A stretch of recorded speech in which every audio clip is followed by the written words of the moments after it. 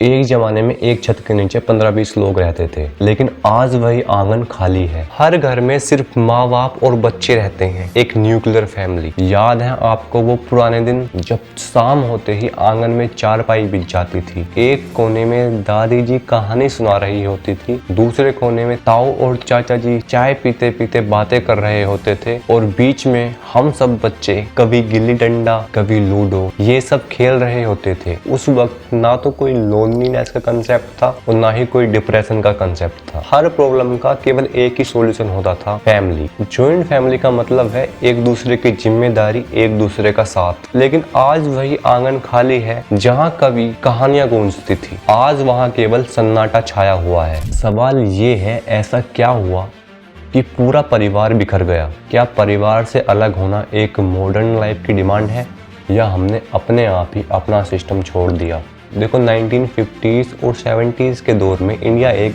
Agriculture based economy था, तो joint family होना एक बहुत नेचुरल बात थी, क्योंकि खेती के अंदर एक कलेक्टिव एफर्ट्स होता है। और उस टाइम पर इतनी मशीन्स और टेक्नोलॉजी भी नहीं थी, परिवार के एक या दो लोग मिलकर ही पूरी खेती को संभाल लें। इसीलिए जॉइंट फैमिली होना तो उस टाइम पर जरूरी ही था, क्योंकि इकोनॉमी बिना जॉइंट फैमिली के चल ही नहीं पाती।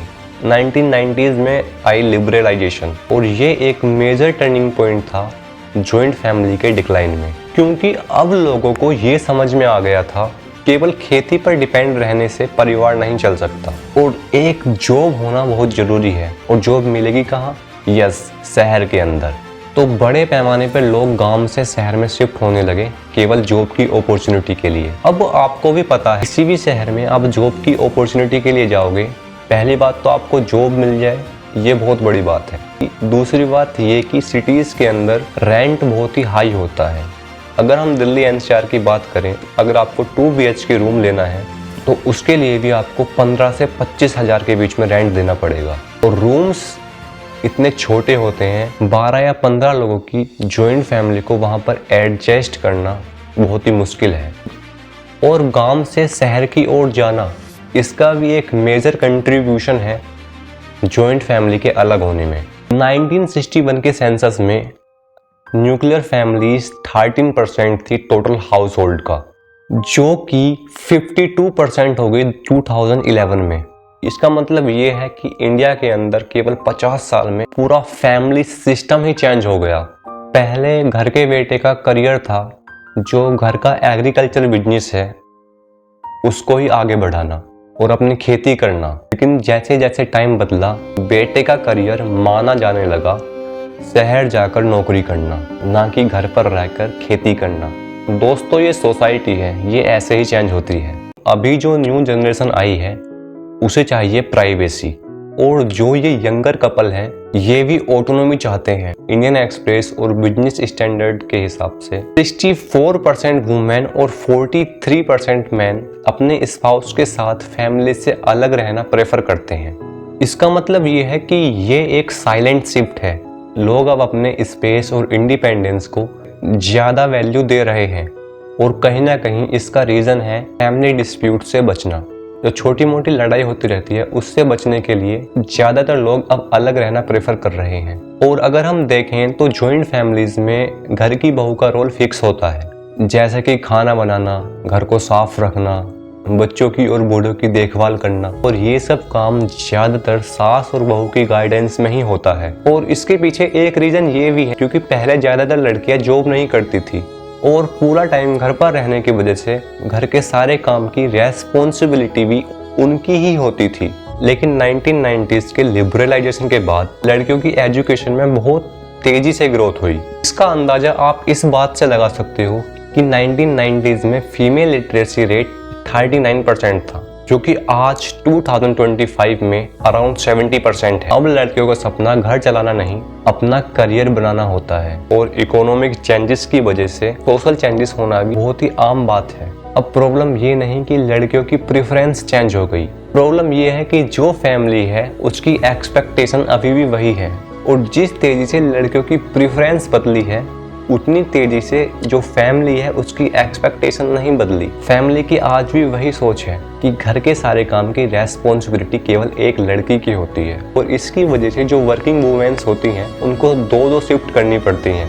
पहली वो 9 से 5 करती हैं ऑफिस के अंदर, और दूसरी शिफ्ट होती है घर का काम। और जो हमारे एल्डर्स हैं, जब वो उन्हें फ्लेक्सिबिलिटी नहीं देते तो एक फ्रिक्शन क्रिएट होता है। अगर आप बैंगलोर आईटी सेक्टर में देखें तो वहाँ पर काफ़ी सारे कपल्स पेरेंट्स से अलग रहने लगे हैं। In your opinion, which one do you think is better? Having a joint family or having a nuclear family? I would prefer a nuclear family because I have been brought up in a nuclear family, so yeah. Nuclear family is better because you have your own space and you can do your own things. For me, it's a joint family because sometimes your parents doesn't give you that refuge that you want. Sometimes others who are there can be your best friends. I personally like the concept of nuclear families because sometimes the deepest wounds come from the people that are the closest to you.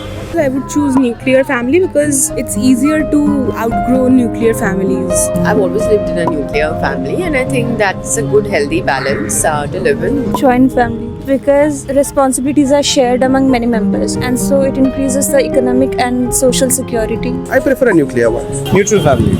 Joint family too much fuss.